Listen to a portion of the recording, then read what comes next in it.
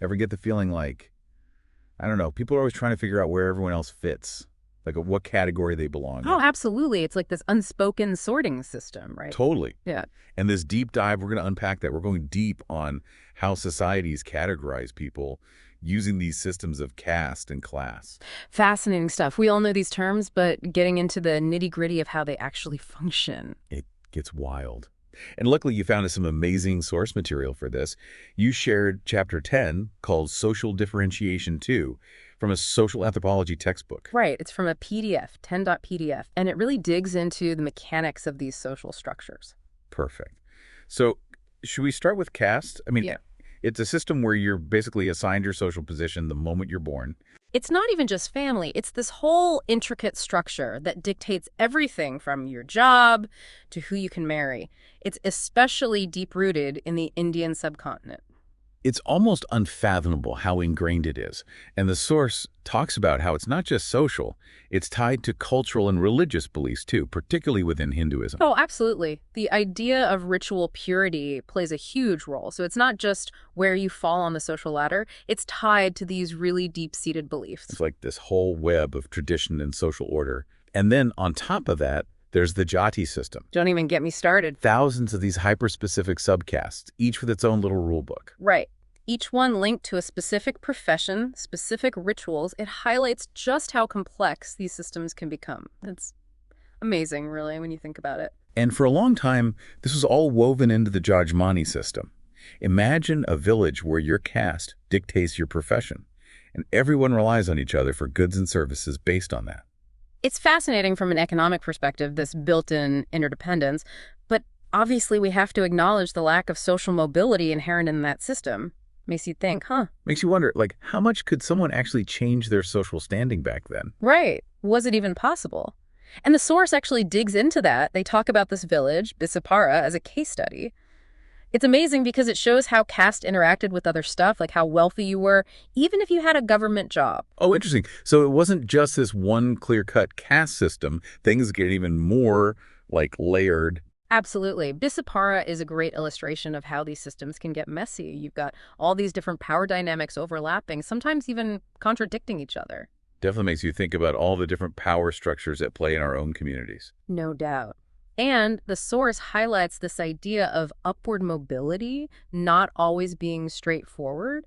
They talk about this distiller caste in India. They started gaining wealth, and they tried to use that to climb the social ladder. Like they became vegetarian, adopted rituals from higher castes. Wow, talk about playing the game. Right. And it shows how deeply ingrained those social markers were. But the source also points out that not everyone played by the rules.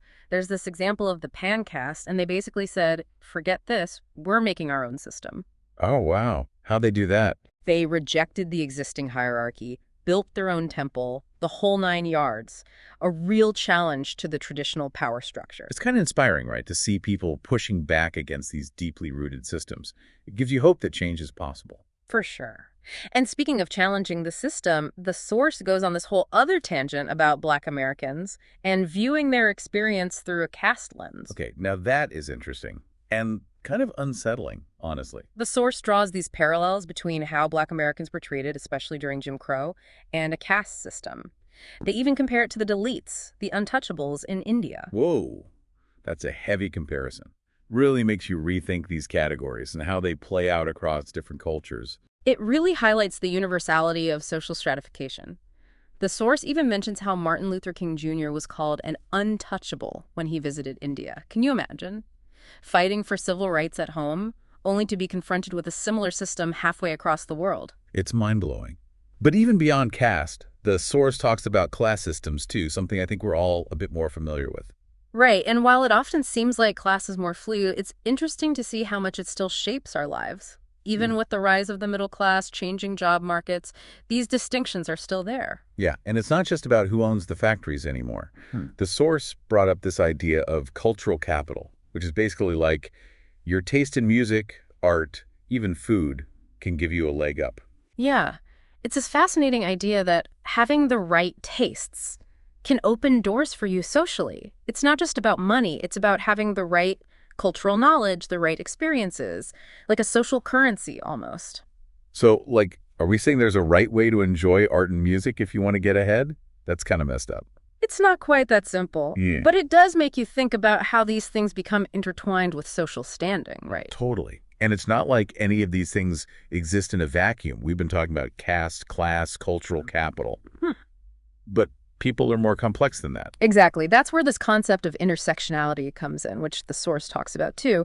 It's this idea that we all experience the world through multiple lenses at once, right? Like your race, gender, class, even your caste. If you're living within that kind of system, they all intersect. It's like we each have this whole set of identities, and they all kind of blend together, right? Right. And those identities can give you privilege in some areas, but put you at a disadvantage in others. It's not always a level playing field. Which makes it even more important to understand how all these systems work and how they interact. Absolutely.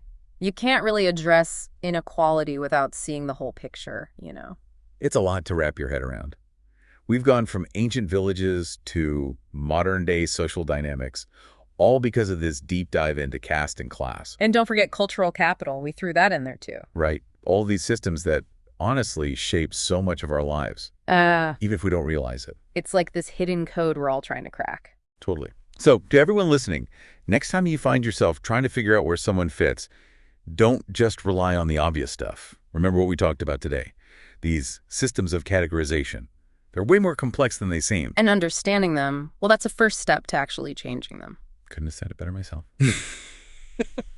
That's all the time we have for today, folks. But this is a conversation worth continuing. Keep those brains buzzing, and we'll catch you on the next deep dive.